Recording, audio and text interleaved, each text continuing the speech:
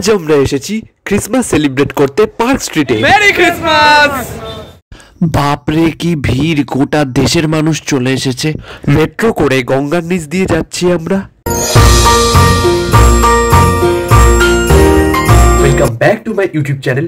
চলে এসেছি আরেকটা নতুন ব্লগ নিয়ে। আজ হচ্ছে বড়দিন, 25শে ডিসেম্বর। সো বড়দিন স্পেশাল আমরা পার্ক স্ট্রিট ঘুরতে যাচ্ছি। সো কিভাবে যেতে হয়, কোথায় কোথায় ঘুরতে হয়, সবটা থাকছে ব্লগে। খুব ইন্টারেস্টিং হতে চলেছে ব্লগটা। চলো তোমরাও সাথে থাকো। এবার তাহলে যাওয়া যাক। সো স্টেশনে চলে এসেছি, আমাদের স্টেশনে ট্রেন আসার সময় হয়ে গেছে। এবার ট্রেনে উঠে যাব। অলরেডি আমার হাওড়া যাওয়ার ট্রেন চলে এসেছে। এবার ট্রেনে করে তাহলে হাওড়া যাওয়া যাক। 3 hours later. সো ফাইনালি আমি হাওড়া স্টেশনে নেমে গিয়েছি। এবার তুমি যদি মেট্রো করে যেতে চাও তাহলে বাঁ দিক দিয়ে এই 10 নম্বর প্ল্যাটফর্মের দিকে যেতে হবে। আর যদি তুমি বাসে করে যেতে চাও তাহলে তোমাকে হাওড়া স্টেশন থেকে ডান দিক গিয়ে এখান থেকে পার্ক স্ট্রিটের যে কোনো বাসে তুমি যেতে পারো। আমি যেহেতু আজ মেট্রো করেই যাব, তাই মেট্রো করে হাওড়া থেকে পার্ক স্ট্রিট কিভাবে যেতে হয় আজকে আমি সেটাই দেখাবো। প্রথমে হাওড়া স্টেশন থেকে বেরিয়ে বাঁ দিকে গেলেই তুমি এখানে মেট্রো স্টেশন পেয়ে যাবে। তারপরে এখান থেকে এসকেলেটর করে তোমাকে মাটির নিচে যেতে হবে। ও তোমাদের জানিয়ে দিই, হাওড়া রেল স্টেশন থেকে এই মেট্রো স্টেশনে ঢুকতে টিকিট কিন্তু মাস্ট। যদি তোমার কাছে টিকিট না থাকে আর বাই চান্স তুমি ধরা পড়েছো তাহলে welcome to Howrah police station. যাই হোক, এবার আমি মেট্রো স্টেশনে নেমে গেছি। আর মেট্রো স্টেশনের বাঁ দিকে ওইখানে রয়েছে টিকিট কাউন্টার। হ্যাঁ, অ্যাজ ইউজুয়াল ওইখানে সবসময় ভিড় থাকে, বাট আজকে ভিড়টা একটু বেশি, কারণটা সবাই জানো, আজ ক্রিসমাস। তো এবার এখান থেকে আমি টিকিট কেটে নেব। লাইনে দাঁড়াই, দেখি কতক্ষণে টিকিট পাই। তো ফাইনালি আমি মেট্রোর এখানে এসে টিকিট কাটা হয়ে গেছে। এবার পার্ক স্ট্রিট যাব। টিকিট কাটতে গিয়ে এই যে পেছনে লাইনটা, এখানে অলরেডি 15 মিনিট ধরে আমি লাইনে দাঁড়িয়ে রয়েছি। তারপরে ফাইনালি আমি টিকিট কাটার সুযোগ পেলাম। তারপর এখানে ব্যাগ চেকিং হয়। সো এখানে আমি আমার ব্যাগটা চেক করিয়ে নেব, তারপরে আমি চলে যাব টিকিট নিয়ে। ব্যাস, ব্যাগ চেকিং এর প্রসেস কমপ্লিট। এবার আমি আমার ব্যাগ নিয়ে এখানে আবার লাইন পড়ে গেছে। এখানে কয়েন স্ক্যানের ব্যাপার আছে। সো কয়েন স্ক্যান করে এবার আমি এসকেলেটর করে আরও নিচে যেতে হবে আমাকে, কারণ আরও নিচে রয়েছে মেট্রোটা। হ্যাঁ, এখানে এসকেলেটর ছাড়াও সিঁড়ি প্লাস লিফটের ব্যবস্থা রয়েছে, বাট আমি লিফট ইউজ করি না, কারণ আমার জানি না কেন লিফটে ভয় লাগে। বাই চান্স লিফটে যদি যাই আর মাঝ রাস্তায় যদি লিফটটা আটকে যায় তাহলে সেটা বিচ্ছিরি ব্যাপার হবে, কারণ এটা হয়ে থাকে অনেকবার, মাঝ রাস্তায় লিফট আটকে যায়। সেই কারণে আমি লিফটে উঠি না। Escalator better option. যাই হোক, আমি মনে অনেক আনন্দ নিয়ে জিঙ্গেল বেল গাইতে গাইতে মেট্রোর কাছে চলে এসেছি। এবার মেট্রো এলেই মেট্রো করে সোজা চলে যাব এসপ্ল্যানেড। মেট্রো 15 মিনিট লেট আছে, তাই এখন আমাদের ওয়েট করতে হবে। এরপর হচ্ছে মেট্রো আসবে, তারপর আমরা এসপ্ল্যানেড যাব। এসপ্ল্যানেড থেকে আমরা পার্ক স্ট্রিট যাব। A few moments later. তো ফাইনালি 15 মিনিট ওয়েট করার পর মেট্রো এলো। আর মেট্রো করে এবার আমি এসপ্ল্যানেড যাচ্ছি হুগলি নদীর নিচ দিয়ে।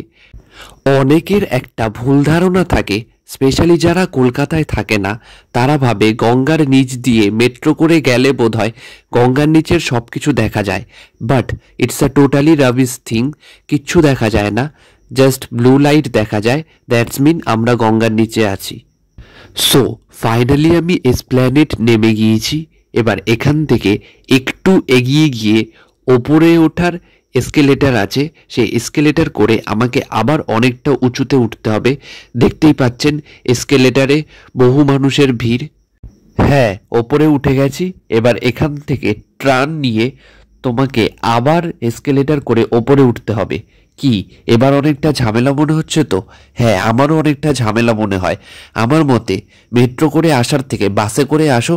সিম্পল হাওড়া থেকে একটা বাসে বসবে, একটু টাইমটা বেশি লাগবে, কিন্তু তোমাকে এক বাসে করে পার্ক স্ট্রিটে নামিয়ে দেবে।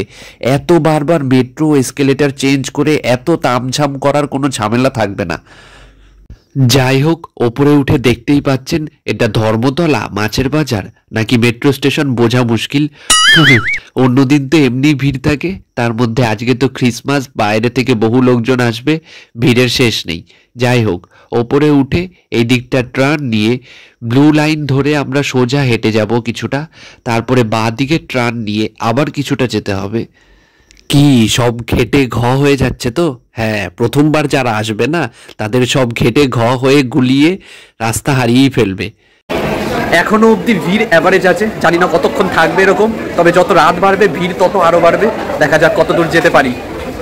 আমি এটাই বুঝি না, বাঙালি এত হুজুকে ভাই, কোনো একটা ওকেশন পেলেই হলো সবাই নাচতে নাচতে চলে আসে, এত ভিড়।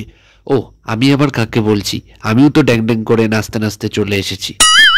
হোয়াট এবার কয়েকটা সিঁড়ি পেরিয়ে নিচে নেমে এলেই বাদিক থেকে তুমি পার্ক স্ট্রিট যাওয়ার মেট্রো পেয়ে যাবে।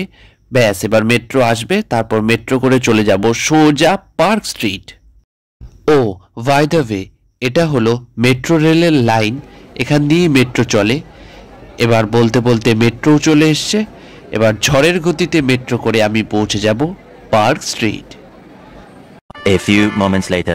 সো ফাইনালি পার্ক স্ট্রিট নেমে গেছি, আর নেমেই আমি যেটা দেখতে পাচ্ছি, উড়ে বাস, এগুলো কি? এ পাশের প্ল্যাটফর্ম, ও পাশের প্ল্যাটফর্ম, ভাই সাব, এ তো পুরো দুর্গাপুজোয় শ্রীভূমির প্যান্ডেলের ভিড়কেও হার মানিয়ে দেবে। বাপ রে বাপ, কোথায় ফেসে গেলাম। আমি বাড়ি যাব, আমার আর শখ নেই ভাই সাব। मुझे अपने घर जाना है। উফ, বাপ রে, ফাইনালি হাজার হাজার লোকের বগলের গন্ধ, জুতোর পাড়া, লাথি খেয়ে আমি পার্ক স্ট্রিটের গেট থেকে বেরোলাম। হ্যাঁ, এটা হলো পার্ক স্ট্রিটের মেট্রোর 6 নাম্বার গেট। এবার বাইরে দেখতে পাচ্ছেন এখানে হাজার হাজার লোকজনের ভিড়।